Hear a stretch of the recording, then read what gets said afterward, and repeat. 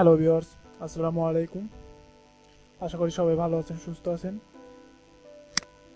আমরা অনেক সময় নতুন উইন্ডোজ দেওয়ার পরে আমাদের অধিকাংশ সফটওয়্যারগুলো আমরা ব্যবহার করি ক্র্যাক ফাইল। সো অনেক সময় আমাদের ক্র্যাক করতে সমস্যা, আসলে কেন সমস্যা হয় আর এর সলিউশন কি আজকে আপনাদেরকে দেখাবো। বিশেষ করে উইন্ডোজ 10 দেওয়ার পরে আমরা ক্র্যাক করার পরেও সেটা কাজ করে না। তো সেটা কেন হয় বা কী কারণে হয় সেটা আজকে এক্সপ্লেন করবো ইনশাল্লাহ। তো দেরি না করে চলুন শুরু করি। আমি একটা সফটওয়্যার ডেস্কটপে এনে রাখছি। প্রথমে আমরা এর মধ্যে আচ্ছা প্রথমে আমরা এখানে গিয়ে সার্চ করব, লিখব উইন্ডোজ ডিফেন্ডার। আপনারা এর আগে দেখতে পাচ্ছেন যে এই ফোল্ডারের মধ্যে ঢোকার সাথে সাথে আমাকে একটা অ্যালার্ট দেওয়া হয়েছে। আসলে ওইটা ছিল অ্যান্টিভাইরাসের।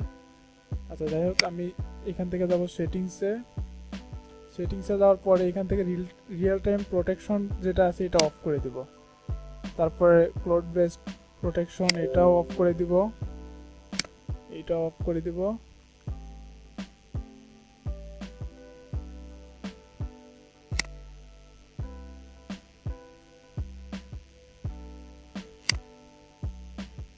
আচ্ছা,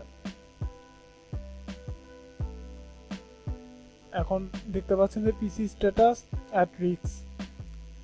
আচ্ছা, এটা সমস্যা নাই, এটা আমরা জাস্ট ক্র্যাক করার পরে এটা আবার অন করে দেবো, ঠিক আছে। আচ্ছা, এরপর এখান থেকে কেটে দিব। এখন দেখেন এখানে ঢোকার পরে কিন্তু এই প্রবলেমটা হচ্ছে না, বাট আমাদের যে ক্র্যাক ফাইলটা ছিল সেটা অলরেডি ডিলিট হয়ে গেছে। আচ্ছা, যাই হোক, এটা আমি ডিলিট করে দিচ্ছি। ডিলিট করে দিয়ে আমি নতুন একটা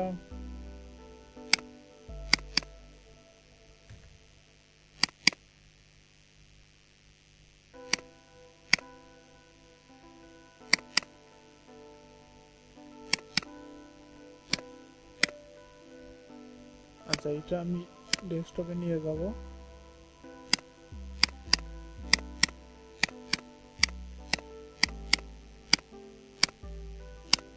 এগুলো কেটে দিলাম।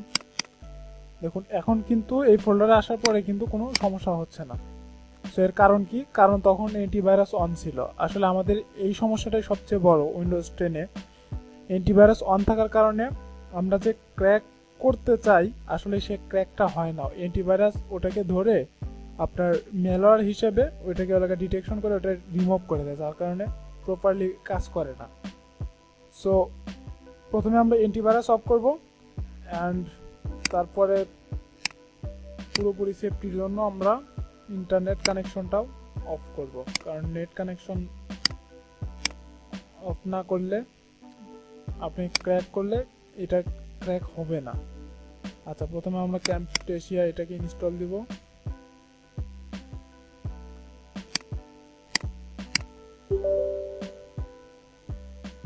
সবচেয়ে বেশি ভালো হয় যদি আপনি এই ইনস্ট্রাকশনগুলো যদি পড়েন, তাহলে আপনি সবচেয়ে বেশি বুঝতে পারবেন। এইখানে সব কিছু দেওয়া থাকে, তারপরেও আমরা অনেক সময় এগুলো পড়ি না, না পড়ার কারণে আমাদের সমস্যাগুলো হয়। আচ্ছা, অলমোস্ট হয়ে গেছে, একটু ওয়েট করুন।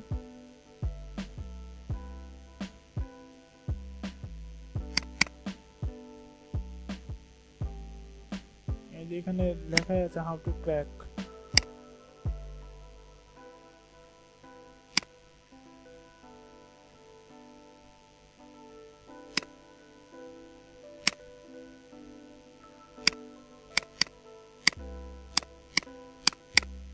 আসলে ক্যামটেসিয়া নাই এটা, আমরা সবাই জানি ক্যামটেসিয়া সফটওয়্যারটা একটু ভারী টাইপের। ওকে, ফিনিশ, ইনস্টল সাকসেসফুল। এটা ফিনিশ করার পরে আমি প্রথমে ওপেন করে নিব, জাস্ট চেকের জন্য একবার চেক করে নিব, চেকের জন্য একবার ওপেন করব। কিছুটা সময় নেবে।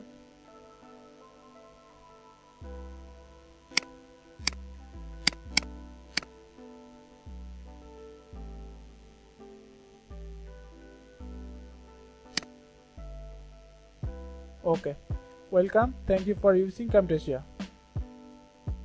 আপনারা দেখতে পাইতেছেন এখানে 30 ডেজ লেফট, অর্থাৎ 30 দিনের মতো আমার এলাকা এই ট্রায়াল ভার্সন এটা ইউজ করতে পারবো। 30 দিন পরে আমি আর এটা ইউজ করতে পারবো না। বাট এইটাও যদি এখন ইউজ করতে যাই, এটা 30 দিনের জন্য ঠিক আছে, বাট এখনও যদি এটা ইউজ করতে যাই, তারপরেও আপনার ভিডিও যখন এক্সপোর্ট করব তখন আপনার ভিডিওর উপরে একটা ওয়াটারমার্ক থাকবে। সো এটা রিমুভ করার জন্য প্রথমে আমি এটা কেটে দিব, এটাকে ক্লোজ করে দিব।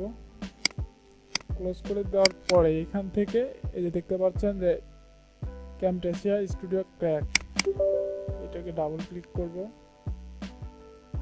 ডাবল ক্লিক করার পরে অটোমেটিকলি ওরা ওদের লোকেশনটা নিয়ে নিবে। এখানে ওদের লোকেশনটা দেওয়াই আছে, তো জাস্ট এখানে ক্র্যাকে ক্লিক করব।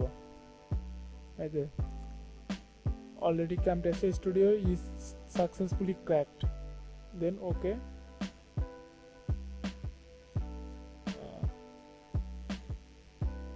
যেহেতু আমার ইন্টারনেট কানেকশন অফ আছে,